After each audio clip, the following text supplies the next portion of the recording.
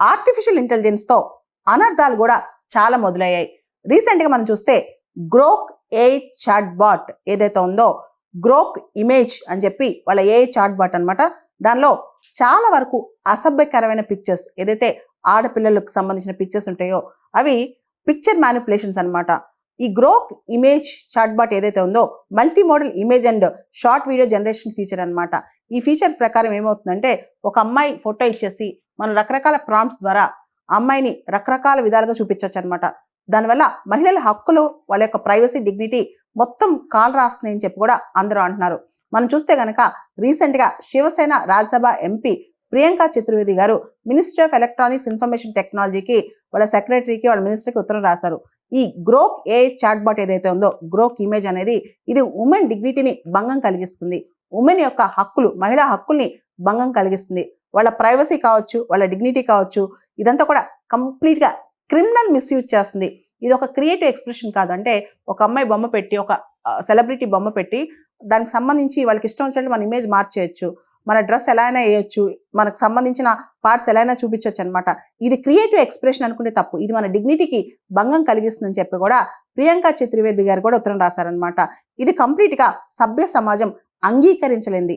Artificial intelligence అనేది ఎంత advance stage కన్నా వెళ్ళొచ్చు, కానీ వాళ్ళ సభ్యతకు, మర్యాదకు భంగం కలిగించే విధంగా మాత్రం ఏ డెవలప్ అవ్వకూడదని చెప్పి కూడా చాలా మంది ఈ విషయంలో అభిప్రాయపడుతున్నారు. దీనికి సంబంధించి గవర్నమెంట్ ఆఫ్ ఇండియా ఎక్స్ ఏదైతే గ్రోక్ ఏ చాట్ బాట్ ని తయారు చేస్తుందో, ఎక్స్కి 72 గంటల లోపల ఈ ఫీచర్ని తీసేసేయాలని, దీనికి సంబంధించి ఇమీడియట్గా యాక్షన్ తీసుకోవాలని చెప్పి కూడా గవర్నమెంట్ ఆఫ్ ఇండియా ఉత్తరం రాసినట్టు తెలుస్తుంది అనమాట.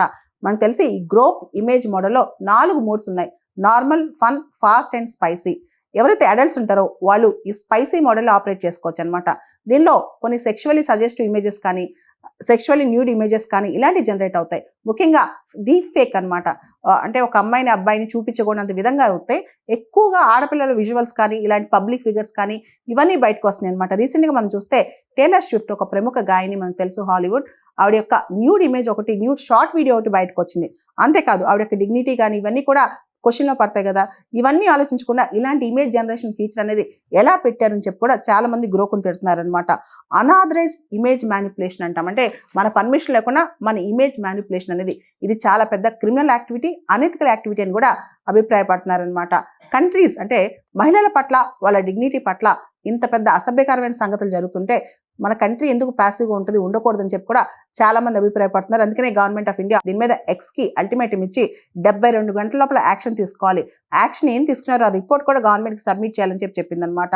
దీనికి సంబంధించి ప్లాట్ఫామ్స్ ఏదైతే ఎక్స్ కానీ రకరకాల ప్లాట్ఫామ్స్ ఉంటాయి కదా, యూట్యూబ్, ఎక్స్, ఇవన్నీ కూడా సేఫ్ హార్బర్, అంటే అన్ని చూపించేసి అంతా చేసేసి మాకేం సంబంధం లేదు, మేము ఒక ప్లాట్ఫామ్ మాత్రమే అంటే కుదరదు అని చెప్పి మేటీ secretary, ministry of electronics and information technology secretary కూడా అభిప్రాయపడ్డారు అనమాట. అంటే ప్లాట్ఫామ్స్ ద్వారా విపరీతమైన మిస్యూజ్ జరుగుతుంటే, ముఖ్యంగా మహిళల యొక్క గౌరవానికి భంగం కలుగుతుంటే మేము ఊరుకోమని చెప్పి కూడా ప్రభుత్వం అభిప్రాయపడుతుంది. ఈ గ్రోక్ ఏఐ చాట్ బాట్ మీద అర్జెంట్గా యాక్షన్ తీసుకోవాలి. నేషనల్ ప్రయారిటీ ఇది. ఎందుకంటే ఒకవేళ కనుక అమ్మాయిల డిజిటల్ ప్రెజెన్స్ అనేది ఇలాంటి అసభ్యకరంగా మారుతుంటే ఆడపిల్లలు అసలు డిజిటల్ ప్రపంచంలోకి రాలేరు. It will amount to digital silencing. కామ్గా వాళ్ళ అకౌంట్స్, వాళ్ళ ఫొటోస్ ఏమి షేర్ చేసుకోరు. వాళ్ళకి సంబంధించిన అభిప్రాయాలు కూడా షేర్ చేసుకోవడానికి భయపడతారు. వాళ్ళకి సంబంధించిన డిజిటల్ ప్రెజెన్స్ కూడా ఆపేస్తారు. దీనివల్ల ఆడపిల్లల డిజిటల్ ప్రెజెన్స్ అనేది కోల్పోతారు. దీనే డిజిటల్ సైలెన్సింగ్ అంటాం అనమాట. దీనికి దారి తీయకుండా ఇమీడియట్గా గవర్నమెంట్ దీనిపైన యాక్షన్ తీసుకోవాలని అందరూ కోరుకుంటున్నారు. టెక్నాలజీ మానవాళికి బెనిఫిట్ అవ్వాలి, మానవాళికి మంచి చేయగలగాలి. ఆల్రెడీ ఎక్స్ ఏదైతే పాత ట్విట్టర్ ఉందో ఇప్పుడు ఎక్స్ మారింది. Freedom of speech and expression కింద చాలా అడల్ట్ కంటెంట్ చూపించడం, చాలా అసభ్యకరమైన అబ్సీన్ ఫొటోస్ షేర్ చేయడం ఇలాంటివి జరుగుతున్నాయి అనమాట. ఇంకా కూడా టెక్నాలజీ వల్ల ఇలాంటి ఇబ్బందులు ఎదురవుతాయి, భవిష్యత్తు ప్రశ్నార్థంగా అవుతుంది. ముఖ్యంగా టెక్నాలజీ వల్ల మనకు జరిగే లాభం కన్నా నష్టం పెరిగిపోద్ది. ఇవన్నీ కూడా ఆలోచించి ఏవైతే ప్లాట్ఫామ్స్ ఉన్నాయి, సోషల్ మీడియా ప్లాట్ఫామ్స్, వాటికి కూడా ఒక నియంత్రణ ఉండాలి.